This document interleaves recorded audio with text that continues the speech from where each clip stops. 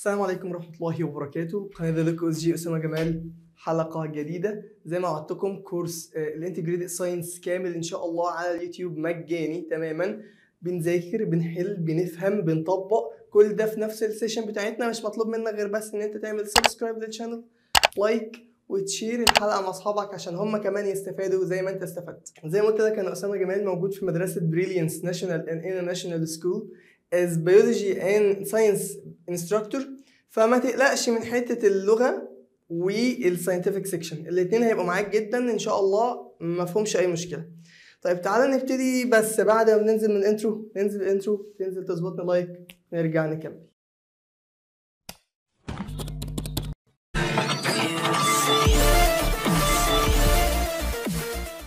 طيب يا شباب، احنا اول حاجه عندنا في الانتجريتد ساينس الا وهي الووتر. يعني بص بقى، هتقولها لي ووتر، هتقولها لي ووتر، يعني مش ناقصه خنياكه خالص، لا يعني عادي، عايزين نبسط المواضيع على بعض.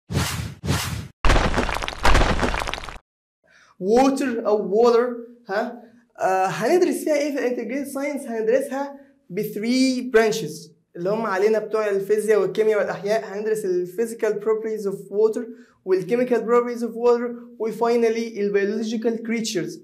ايه يعني مالهم البيولوجيكال كريتشرز؟ ايوه، البيولوجيكال كريتشرز اللي موجود فين في الووتر، او اللي بيستخدموا الووتر: السمك، المارين ووتر كريتشرز، والفريش ووتر كريتشرز. هل في فرق ما بين السمكه اللي عايشه في النيل والسمكه اللي عايشه في المحيط؟ هل في فرق؟ اكيد في فرق. طب دي بتتنفس ازاي ودي بتتنفس ازاي؟ هل الاثنين بيشربوا ميه؟ كل الكلام ده في البيولوجيكال كريتشرز اوف ووتر. طيب بعد كده بقى عندنا الكيمستري بروبرتيز والفيزيكال بروبرتيز. بالراحه كده، انا عايز افرق ما بينهم. بفرق ازاي؟ اول حاجه، انا دلوقتي عندي واحد صاحبي اسمه محمد. طيب محمد ايه اخباره؟ محمد شكله مثلا طويل، لابس نظاره، شعره يعني مجعد سنه، انيق كده، شيك من لبسه. انا كده بعمل ايه؟ انا كده بوصف محمد. طيب هل محمد ده محترم؟ هتقول لي انا مش عرفني، هو انا اتعاملت معاه قبل كده. هل محمد ده شاطر؟ انا برضه مش عرفني، وانا اتعاملت معاه قبل كده. محتاج امتحنه عشان اعرف اشوف هو شاطر وبيذاكر ولا لا. محتاج اتعامل معاه عشان اعرف هو محترم ولا لا. فبالتالي ديت ايه بقى؟ ديت كيميكال رياكشنز اور كيميكال بروبرتيز. مش بعرف الكيميكال بروبرتيز غير ان انا لما اتعامل مع الحاجه اللي قدامي، سواء انا ادخلها في رياكشنز او اشوف الاتوميك ليفلز بتاعها عامل ازاي. طب الفيزيكال بروبرتيز، لا، الفيزيكال بروبرتيز انا بقدر اشوفها، بقدر اشوفه مثلا هو بيمشي ازاي، شكله عامل ازاي، وصفه عامل ازاي. انا كده بتكلم على الفيزيكال بروبرتيز. طيب تعال نشوف اول جزئيه معانا، ان الووتر. بالمناسبه يا شباب، البي دي افس ديت هتبقى موجوده معاكم ان شاء الله، وهي دي اصلا اللي يعني بنعتمد عليها في الشرح في المدرسه. فيعني حاجه كواليفايد جدا، وانا اللي عاملها اندر سوبرفايزر ريفيجنز، فيعني ايه، حاجه موثوق منها تماما. طيب الووتر انا عايز بقى اقول لك كلمتين كده، معلش استحملهم، هم بتوع رابعه ابتدائي بس معلش استحملهم.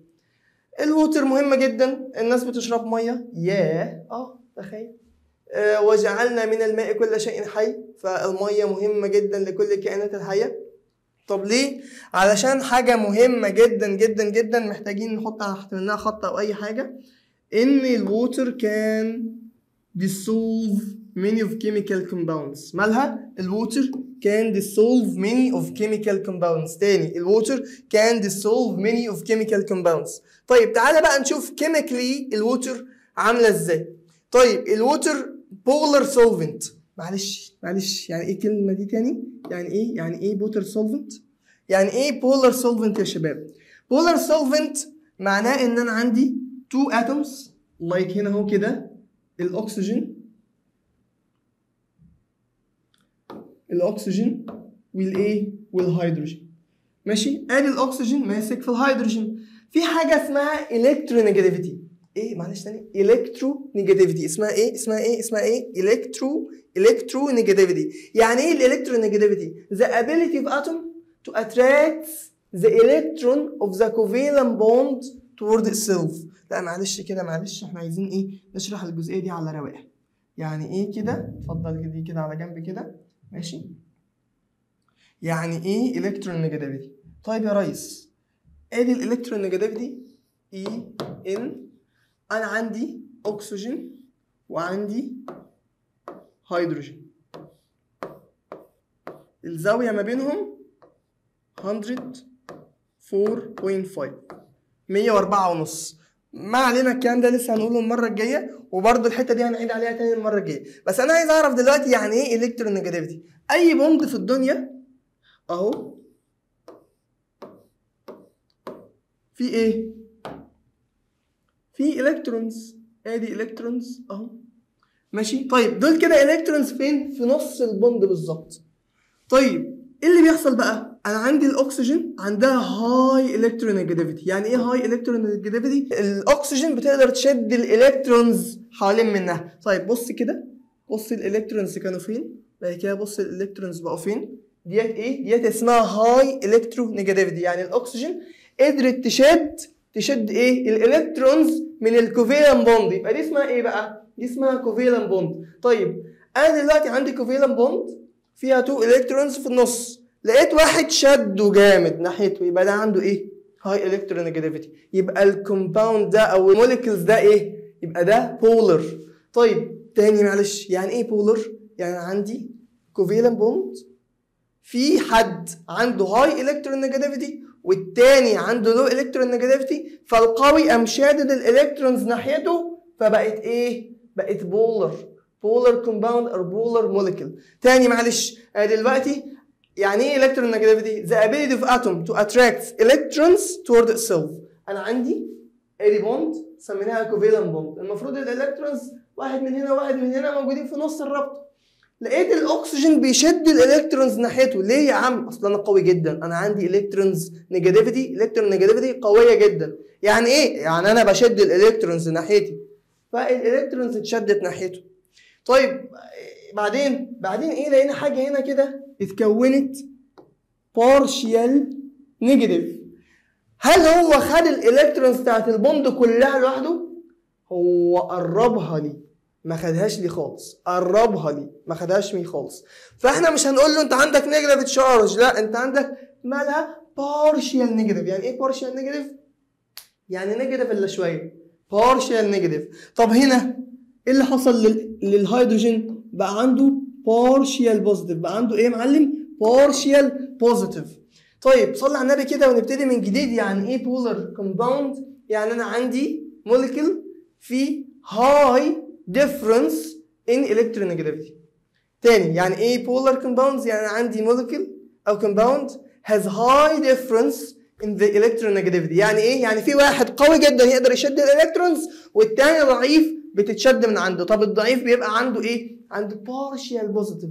positive ولا حته؟ partial positive. ليه؟ علشان هل هم اتاخدوا من عنده؟ لا، هم ما اتاخدوش، هم اتبعدوا عنه شويه.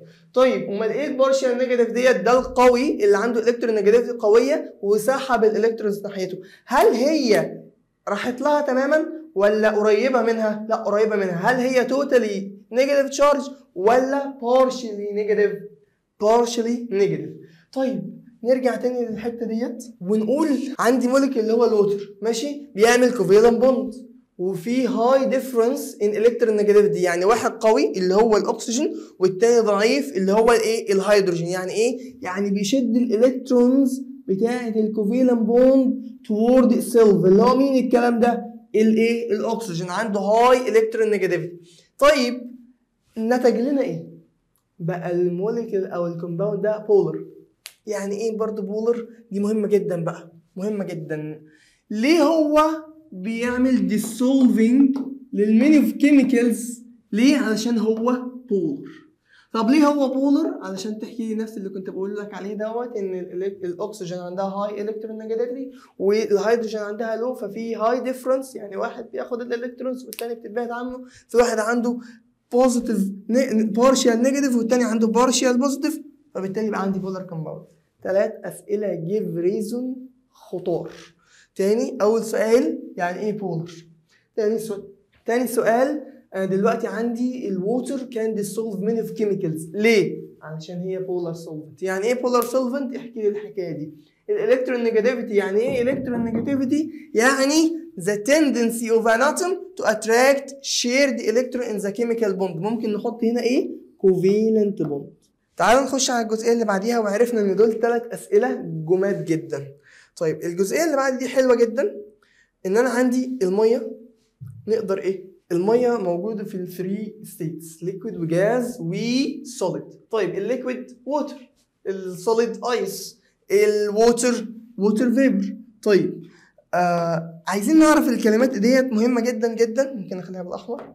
طيب الكلمات دي مهمه جدا. ميلتنج، يعني ايه ميلتنج؟ يعني ان انا بدوب from ice or from solid to liquid. طب يعني ايه freezing؟ العكس، ان انا باخد من water احطها في الفريزر تدينا ايه؟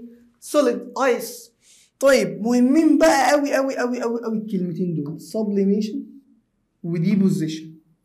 طيب انا عايز احفظ واحده بس منهم عشان انا بتلخبط بصراحه. انا عايز احفظ sublimation عشان دي مهمه. sublimation يعني ايه sublimation؟ يعني from ice اللي هو solid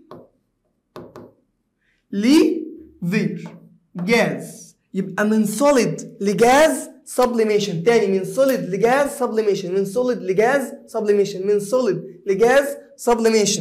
طيب ومن vapor اللي هو جاز لايه؟ للliquid state condensation. يعني ايه condensation؟ تاني condensation. طيب ومن liquid لجاز evaporation، تبخر. بص احنا الكلام ده كله عارفينه، عارفين يعني ايه evaporation؟ يعني ان انا ببخر حاجه، فاكيد من liquid لفيبر. طيب يعني ايه condensation؟ العكس، من فيبر لليكويد. طيب يعني ايه melting؟ سهله خالص، melting يعني بيسيح، يعني من ايس او من solid لليكويد. طب يعني ايه freezing؟ العكس، من liquid لايه؟ لايس. طيب مهمه جدا الكلمتين الجداد اللي عليا، sublimation. sublimation يعني ايه sublimation؟ من ايس لجاز. يعني ايه sublimation؟ من ايس لجاز. طب العكسها مين؟ deposition. تاني deposition. حالا انزل دلوقتي في الكومنتس اكتب لي ازاي بنحول من solid لجاز، من جاز لسوليد، من solid لليكويد، من liquid لسوليد، من liquid لفيبر، من فيبر لليكويد.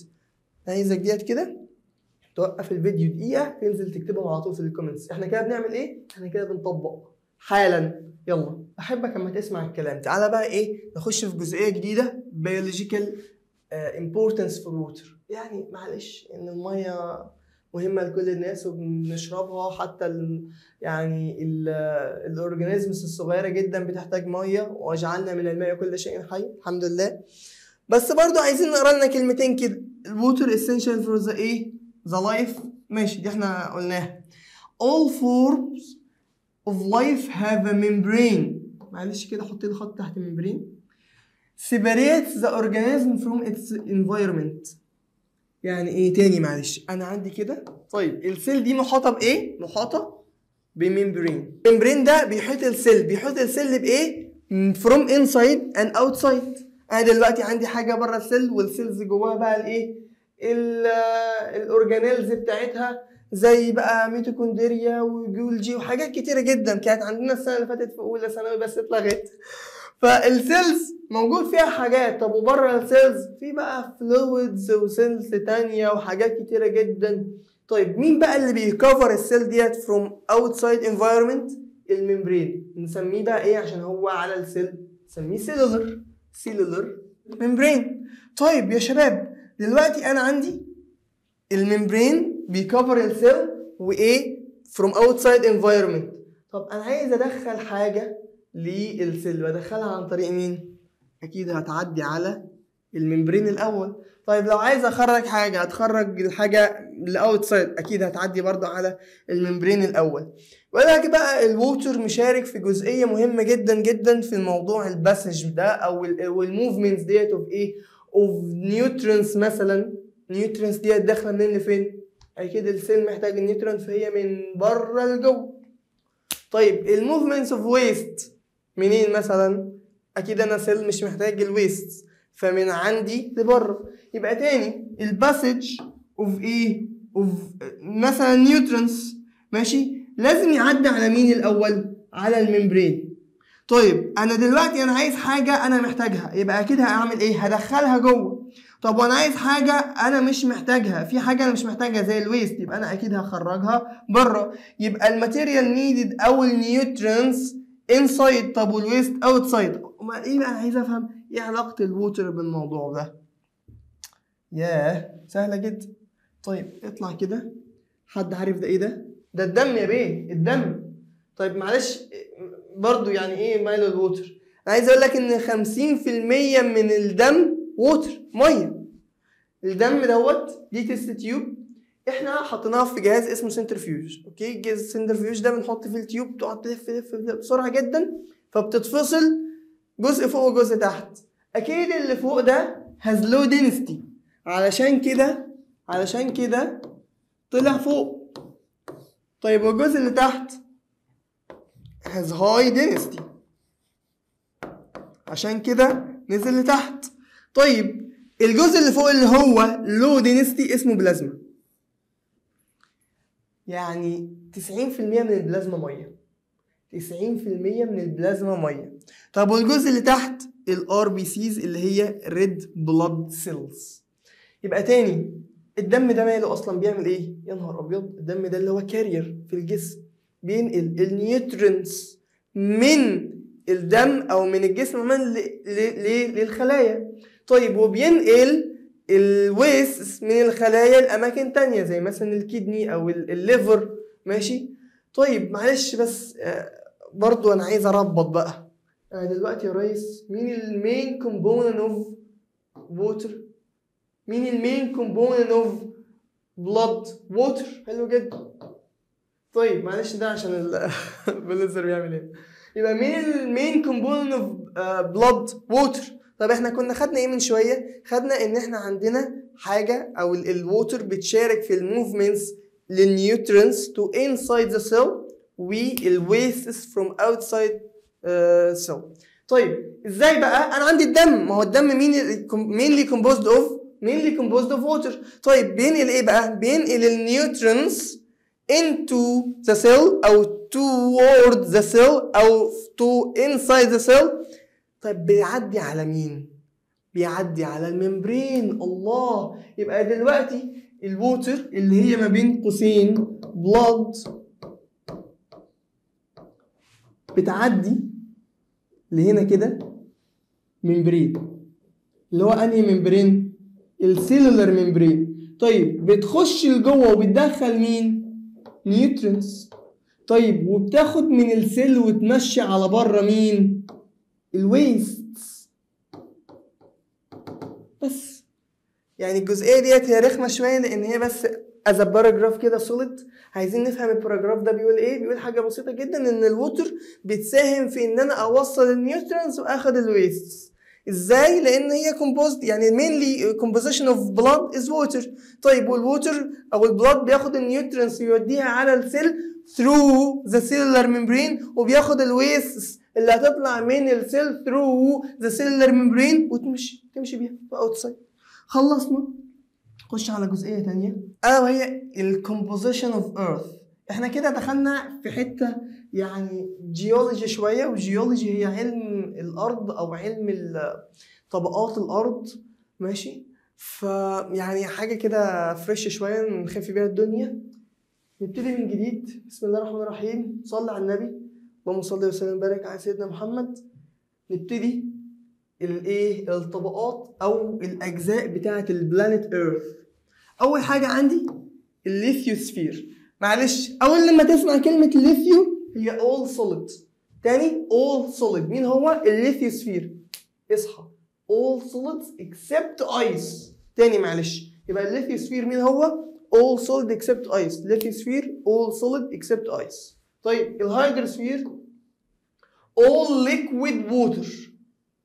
معلش تاني كده اكد لي على ليكويد دي all liquid water. يعني الايس هيدروسفير ولا لا؟ لا، الايس ده solid. طب الايس ليثيوسفير ده all solid except ice. طيب معلش الاتموسفير، لا دي معروفه بقى. الاتموسفير الجازيوس ستيت، كربون دايوكسيد والاكسجين والنيتروجين، اي حاجه فيبر تبقى ايه؟ تبقى جازيوس ستيت، تبقى تبع الاتموسفير. يبقى هنا هو ايه؟ ادي جازيوس ستيت. طيب نخش على الجزئيه اللي بعديها. عندنا بيولوجيكال او بايوسفير. البايوسفير ايه؟ البايوسفير all organisms, all creatures, even المايكرو اورجانيزمز. يعني البكتيريا تبع البايوسفير، الفنجس تبع البايوسفير، انا تبع البايوسفير، الراجل الطيب ده تبع البايوسفير، حضرتك اللي بتتفرج معايا او حضرتك تبع مين؟ تبع البايوسفير، البلانت تبع البايوسفير. طيب تاني اتموسفير جازيوس ستيت، انا عايز اقول وانت اللي ترد. اتموسفير صح جازيوس ستيت. ليثيوسفير لا غلط، ما تقولش solid، ما تقولش solid وتسكت. all solids except ice. تاني all solids except مين؟ ice. طيب الهيدروسفير لا ما تقولش water، liquid water. تاني liquid water. طيب البيولوجيكال او البايوسفير all biological creatures. طيب في حد كمان بقى او في ستيت تاني او سفير تاني، وهو مين بقى؟ مهم جدا ده، الكرايوسفير. اسمه ايه؟ كرايوسفير. اسمه ايه تاني؟ كرايوسفير. الكرايوسفير ده solid water.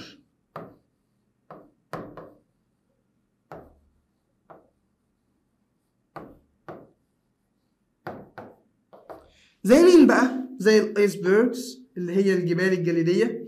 الكلمة دي مهمة. اسمها ايه؟ جلاشرز. اسمها ايه تاني؟ جلاشرز. اسمها ايه؟ جلاشرز. يعني ايه جلاشرز؟ يعني نهر جليدي.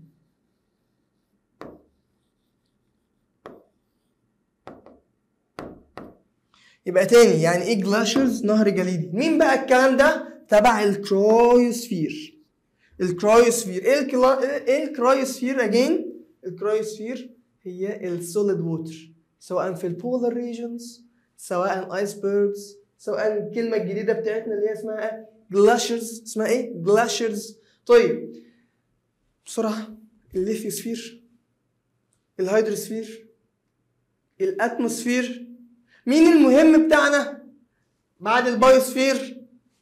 الكرايوسفير. مين هو؟ السوليد ووتر. زي ايه؟ ايسبرجز وجلاشرز. مين دول؟ كرايوسفير. طب في حاجه تاني؟ في عندنا جيوسفير. يعني ايه ده؟ احنا عايزين نخش على بعدين. في حاجه تانية عندنا اسمها ايه؟ اسمها جيوسفير. يعني ايه جيوسفير؟ دي الاندر جراوند بقى، ايه؟ ماتيريالز مع الروكس مع الكلام ده كله. ماشي؟ ده اسمه ايه بقى؟ اسمه جيوسفير. طيب احنا خلصنا الرسمه ديت، عايزين نخش على الرسمه الثانيه. انا بحب اشرح برسومات بصراحه، مش بحب اشرح بكلام بقى كده. انا عايز افهم، انا عايز يعني اسمع بوداني وافهم بعينيا واشوف واعمل ايه تكامل بالحواس بتاعتي. طيب تعالى كده يا ريس، ممكن نكبر الصوره دي كده شويه. انا عندي البلانت ايرث، كوكب الارض كله، كام في المية منه ميه؟ 70%. كام في المية منه ميه تاني؟ 70%. كام في المية منه ميه؟ 70%. طيب الميه دي كلها اللي هي ايه؟ 100%. طيب ال 100% دول كم منهم مارين ووتر؟ يعني ايه مارين ووتر؟ يعني سي ووتر. يعني ايه سي ووتر؟ يعني سولت ووتر، ميه مملحه، ميه مش بشربها، ميه مملحه. كام بقى؟ 97%. كام تاني يا جين؟ 97%. يعني 97% منه مارين. طيب انا عندي بقى متبقي كام؟ متبقي 3%. 3% دول اللي هم ايه بقى؟ الفريش ووتر. طيب ال 3% دول ايه؟ هتلاقي عندك الايس دوت فريش ووتر، الايسبرجز والجلاشرز اللي احنا لسه واخدينها، الفيبر فريش ووتر، الاندر جراوند فريش ووتر، التاب ووتر او الريفرز فريش ووترز. طب هل انا سؤال معلش، هل انا باجي مثلا بلحس الايسبرج او الجلاشرز ده ارتروي؟ يعني اتروي ولا ارتوي؟ مش عارف يعني يعني بشرب. هل انا بروح اشرب من اخد بقى كده شوب تلج ومحطه في بطني؟ لا، انا بشرب ميه عادي. طيب يبقى انا دلوقتي مش بشرب كل دول، انا كل دول كده مش بشرب منهم، لكن في حاجه اسمها easily access fresh water. يعني ايه؟ يعني الميه اللي انا بقدر استخدمها عشان اشربها، زي الريفرز، الفريش ليكس، الويلز والسبرينجز، الاندر جراوند ويلز، الابار والعيون والانهار والبحيرات العذبه. كل دول بقى كام؟ يا نهار ابيض، 1%. كام؟ 1%. 1%. يبقى تاني كوكب الارض كله متكون من 70% منه ميه. الميه نفسها بقى عموما 97% or 97% is ووتر مارين ووتر. انا عايز اعرف قد ايه من الووتر ديت مارين يعني ميه مالحه وقد ايه منها ميه عذبه. حلو جدا. الميه المالحه السولت ووتر او الاوشنز او السي ووترز او المارين ووترز 97%. طب والفريش ووتر ال 3% الباقيه، هل ال 3% دول كلهم انا بقدر استخدمهم؟ لا، ما انا عندي في ايسبرجز وجلاشرز وحاجات مجلده ومجمده مش هقدر اشرب منها. في حاجات عندي ماي اندر جراوند ووتر بس انا مش بقدر اوصل لها. طب انا بقدر اشرب منين او بقدر استخدم ايه؟ بقدر استخدم 1% بس من التوتال ووتر. طيب حلو جدا حلو جدا الجزئيه دي. تعال نخش على حته كمان، معلش بقى حته كده ايه يعني مش عارف هي دي تبع الجيولوجي ولا الجيوغرافي، انا معلش هنخش على مديك امثله على الميه في مصر. المايل ده يا سبحان الله ريفر نهر النيل. الجلف زي العقبه والسويس جلف. معلش سؤال، يعني ايه جلف؟ الجلف يا سيدي يعني هو narrow passage of water between mountains، يعني ممر مائي ضيق between جبال، يعني بين الجبال. ده مين؟ ده خليج بالعربي، بالانجليش اسمه جلف. يبقى جلف تاني هو narrow passage for water between mountains. ماشي؟ طيب السيز سبحانك يا ربي زي الريد والميديترينيان. ركز على كلمة ميديترينيان عشان السبيلنج بتاعها بيلخبط شوية. السولت ليك زي البرولوس، زي مين؟ البرولوس. والسويت ليكس زي ناصر. الويلز والسبرينجز اللي هما العيون والابار. الويلز والسبرينجز زي العيون والابار في الاندر جراوند ووتر. معلش حالا انزل لي في الكومنتس اكتب لي البرسنتج بتاع كل حاجه. الووتر فروم ذا بلانت ايرث كام في المية؟ المارين ووتر او السولتي ووتر، بعد كده الفريش ووتر، بعد كده الايزلي اكسس فريش ووتر. حالا انزل اكتب لي حالا دول. يلا هنخش على الووتر سايكل او الدوره بتاعت الميه. الووتر سايكل هي كلوزد سيستم. يعني ايه كلوزد سيستم؟ يعني المكان اللي انا ببتدي منه برجع ليه في الاخر. طيب تعال نشوف كده مثال، او بنبتديها ازاي. بنبتديها ببحيره حصل عليها يعني الصن كان بيربنديكولار عليها، كانت عموديه عليها وعملت هيت ليها، وحصل ان البحيره بدات تتبخر، بدات تطلع جازس. فمعلش ثانيه، من الليكويد للجاز كان ايه يا ربي؟ كان ايفابوريشن. رايت. طب حلو جدا. يبقى انا عملت ايفابوريشن للليك، طلعت لي فوق از جازس ستيت في الكلاودز. طيب الكلاودز ديت بقى السحب، الميه بتتحول فيها من الجاسيس ستيتس انتو دروبلتس. يعني ايه دروبلتس؟ يعني ليكويد برضه في الاخر. معلش يعني ايه من جاز لليكويد؟ يعني كوندنسيشن. رايت. طيب السحابه دي او الكلاودز لما تتقل بالدروبلتس هتعمل ايه؟ تعمل بريسبتيشنز. يعني ايه بريسبتيشن؟ يعني رينفول، مطره.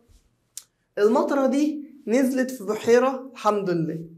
طب لو نزلت على الارض في منها جزئين، لا اما هتكون امطار غزيره جدا فتنزل على الارض وتجري وتحفر في الارض والصخر، او لا اما امطار شويه صغيرين والارض تتشربهم ويبقى عندنا اندر جراوند ووتر. يبقى تاني الميه لو نزلت غزيره واتبعت الجرافيتي احنا كده عندنا حاجه اسمها ران اوف. اسمها ايه؟ ران اوف. يعني ايه ران اوف؟ يعني انا بعمل ريفر. انا ميه ما نزلتش في بحيره ولا في بحر ولا في اي حته، انا نزلت على الارض والارض دي مش مستويه، فانا لقيت بنفسي بجري وبعمل ريفر، بنحت في الصخر وبعمل ريفر. طيب لو انا برضو مطره بس ما نزلتش لا بغزاره ولا نزلت في مكان ايه مش مستوي، يعني سوري هو مستوي، مش هعمل ريفر. يبقى انا كده هعمل ايه؟ هعمل بيركيوليشن او انفلتريشن، يعني بعمل ميه جوفيه اندر جراوند ووتر. طيب يا ريس تعالى كده نشوف سريعا الافيبريشن. يعني انا كنت في الووتر موليكيول وتحولت لايه؟ وتحولت للفيبر كلاودز. ليه؟ علشان كان عندي يعني حراره من الشمس. I was heated. السبليميشن، حد فاكر يعني ايه سبليميشن يا رجاله؟ انا عايز اخبي الصوره يا بابا مش ظاهره، عايز اخبي الصوره واعرف يعني ايه سبليميشن. سبليميشن يعني من السوليد للجاز ستيت على طول. ماشي، يبقى ايه السبليميشن؟ من السوليد للجاز ستيت على طول. انا دلوقتي عندي سنو، ايس، it changed directly into vapor without becoming water liquid. يبقى انا كده ايه؟ يبقى انا كده حصل لي سبليميشن. يعني ايه سبليميشن؟ اتحولت من السوليد للجاز على طول. طيب انا دلوقتي يعني ايه كوندنسيشن؟ يعني انا ووتر فيبر في الكلاودز اتحولت لتيني دروبلتس علشان هبدا انزل ايه؟ كمطره. يعني اتحولت من الفيبر للايه؟ للليكويد اللي هي دروبلتس. يعني ايه بريسبتيشن؟ يعني مطره، او ممكن تيجي باسم تاني رينفول.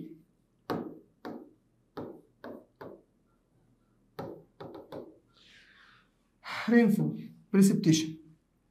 معلش في جزئيتين كمان لسه ما خلصناش الووتر سايكل. يعني ايه؟ يعني ايه الجمله دي؟ يعني ايه ترانسبيريشن؟ ترانسبيريشن زي ما انت بتعرق النبات كمان بيعرق. دي اسمها بالعربي النتح. يعني ايه؟ يعني ايه phenomenon in the plant which يعني results water. بتطلع ميه. بتطلع ميه ليه؟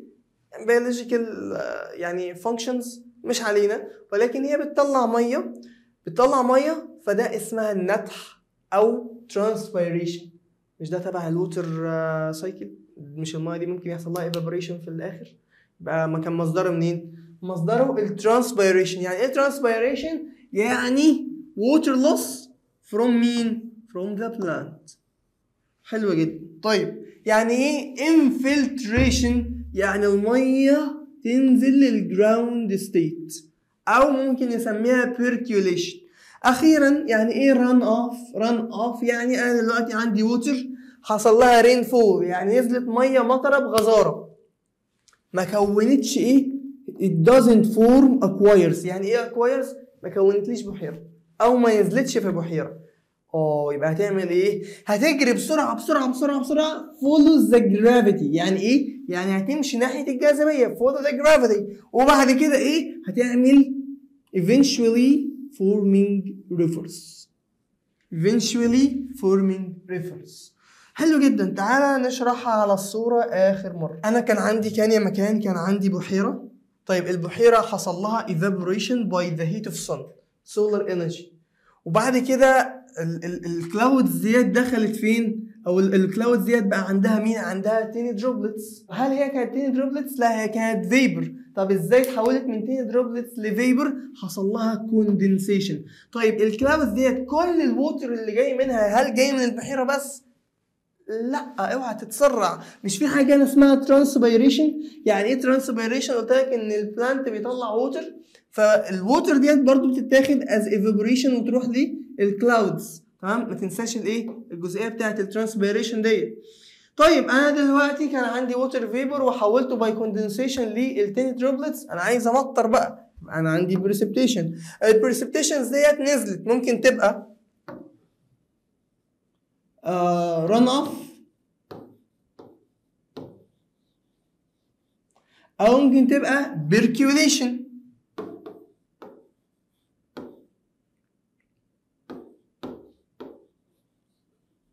اللي هي ايه برضو؟ اللي هي انفلتريشن، يعني ان انا ابقى جوه ميه جوفيه، او ممكن تنزل في البحيره تاني.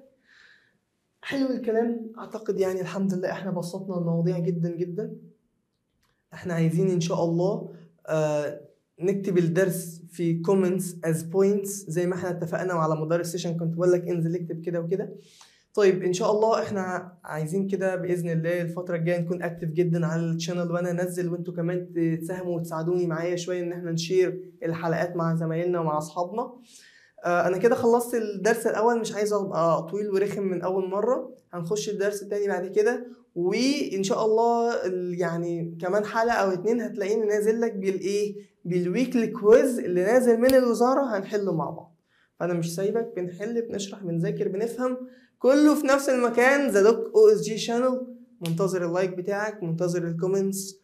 القاكم في الحلقه القادمه، والسلام عليكم ورحمه الله وبركاته.